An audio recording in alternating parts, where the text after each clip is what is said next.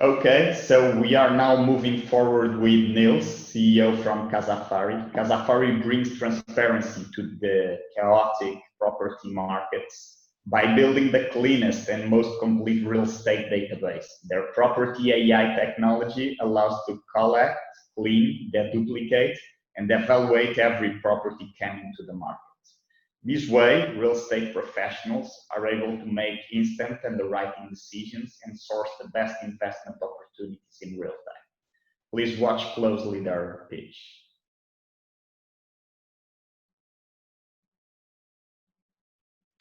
No, I'm not muted. So Yeah. Thank you, Thomas, for introducing us. Thank you, Francesco, for inviting us, organizing this event. To bridge the flowers, I have some flowers in the background. And yeah, giving you right now an overview of Casafari. My name is Nils. I'm one of 3 founders of Casafari. And due to the fact that we have about 5-6 minutes for the presentation, I think it's the best if I guide you through the slides, and then from there we finish up with some questions. So let me see if my screen is shared. Do you see my screen? Yes. Yeah. Okay. Awesome. So this is actually the presentation I was uploading.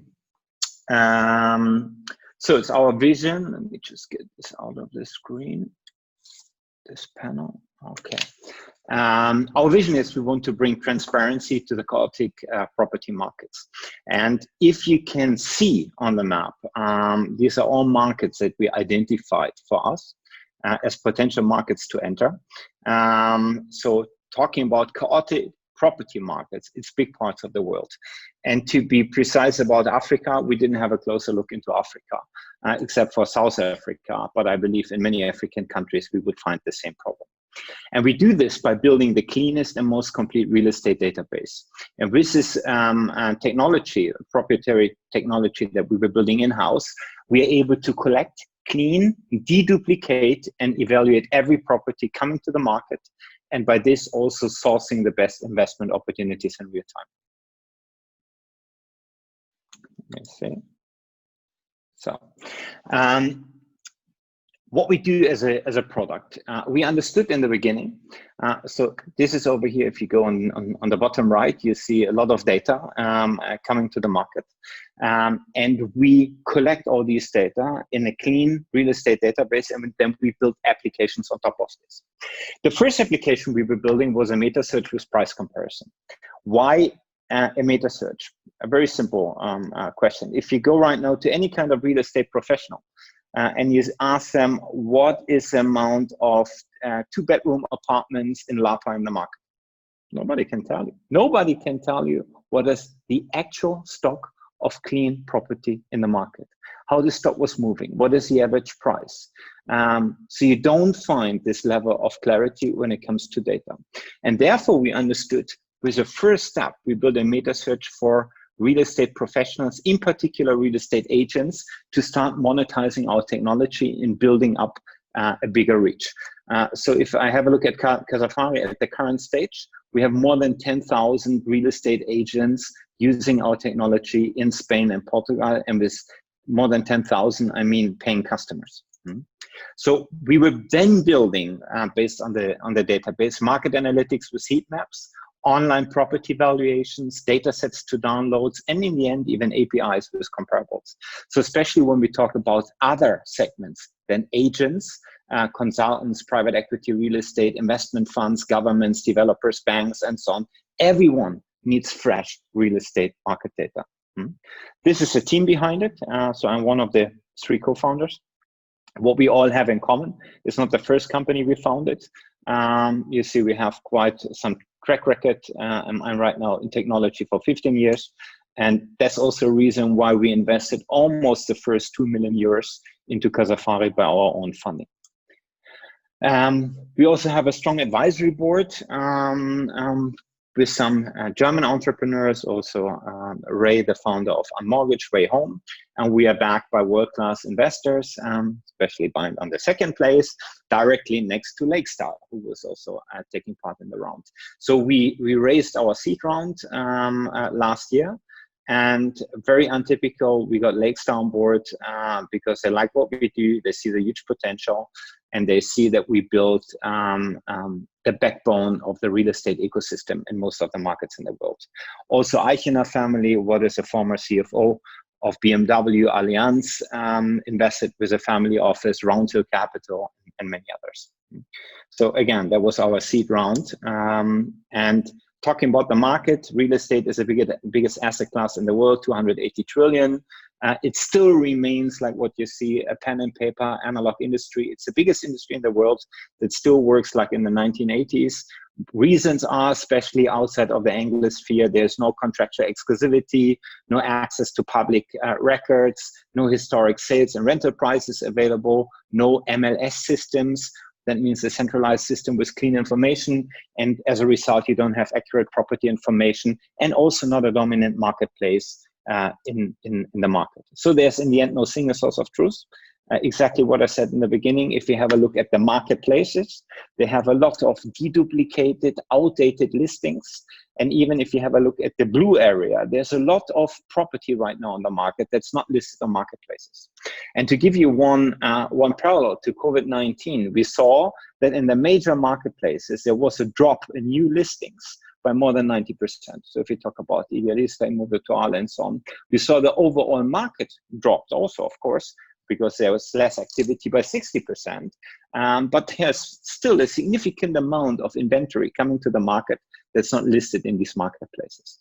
And on top, you have a lot of what you see over here, duplicated content. This property, by the way, we found about 60 times listed in one marketplace. And then, of course, polluting all the data that you can extract from there.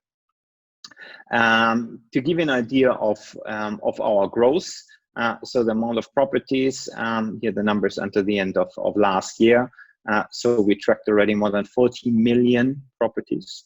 And with sources, and this is a single source, like a website like Idealista, Immobiliare, Engel & Völkers, Remax, Sotheby's would be each counting as one source. And you see we do this already, we're coming close to 10,000 at the current stage. We do this on such a scale like nobody else. To give you an understanding, a website like Skyscanner or Trivago as a meta search is operating with about 300 sources. We are operating with what I said, about 10,000 in Iberia.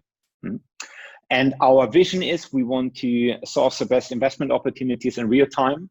And we want to be able to deploy capital in bulk in the European fragmented residential real estate markets, because we understood as more opaqueness is in the market, as more chaotic the market, as bigger the arbitrage potential in identifying underpriced properties.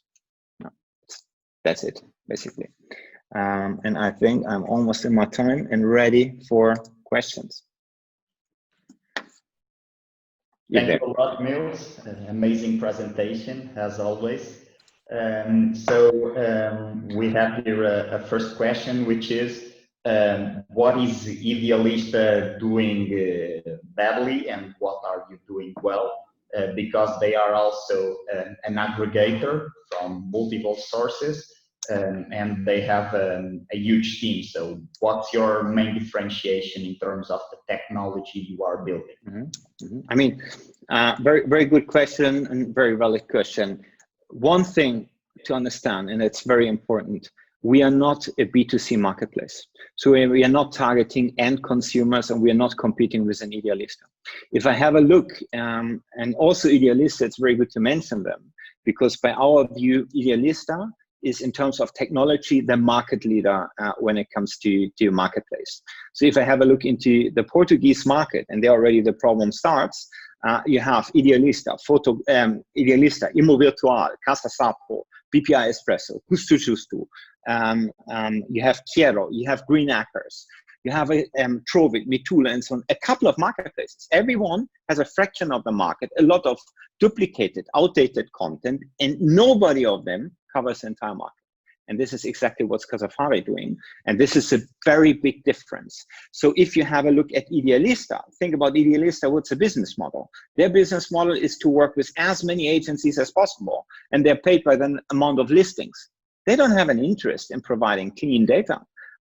This would maybe enhance the user experience on B2C, but they wouldn't earn €1 more. And in fact, also real estate agents don't want to be mixed up. So to give you an understanding, and I don't know if from whom the question came, but if we talk about markets like Portugal, Spain, Italy, France, and so on, a property can be listed by more than 50 different agents. One property, 50 different listings in Idealista with different data, different square meters, different bathrooms, different locations, still belonging to the same property. And this is exactly the problem that we solve.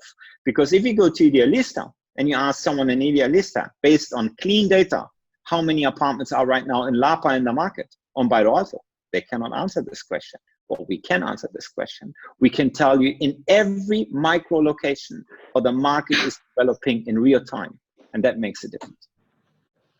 Okay, we have also another question regarding your business model, which is what is your revenue model? Do you charge a monthly fee for the data served? Exactly, we need to differ. So what I said in the beginning, our initial approach was a meta search for real estate agents.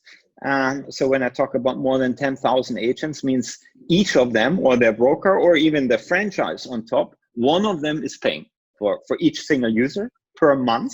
Like you would say, it's an approach of a SaaS business or a DaaS, data as a service business. Right now in launching new applications on top of this, like market analytics, we target a different audience, like private equity, real estate, asset management, and they have a different interest, or property valuation.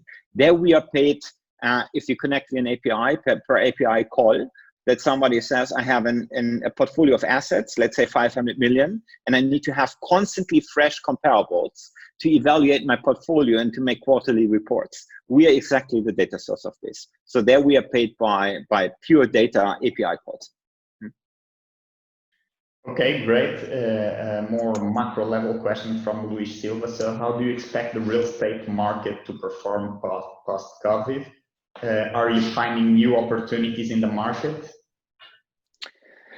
I mean, it's very interesting what happened, and we got a lot of requests from all different kinds of angles. I can tell you one thing. What happened in COVID-19, the market fell into a deep winter sleep or spring sleep.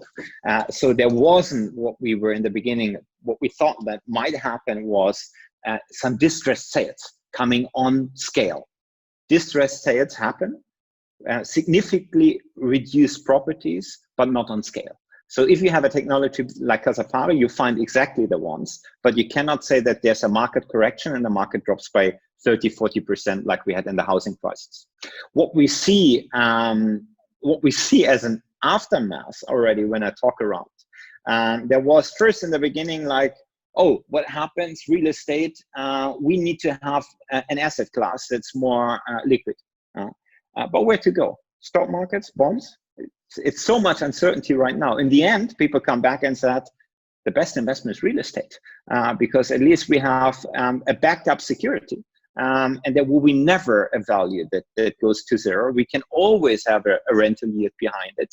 So this is an understanding that we see. And what people say right now, and that's very interesting, they say, we don't want to tap into the same mistake that happened in the financial crisis, where someone like Blackstone came to the market like Spain and is right now the biggest landlord in Spain because they were absorbing all the underpriced assets.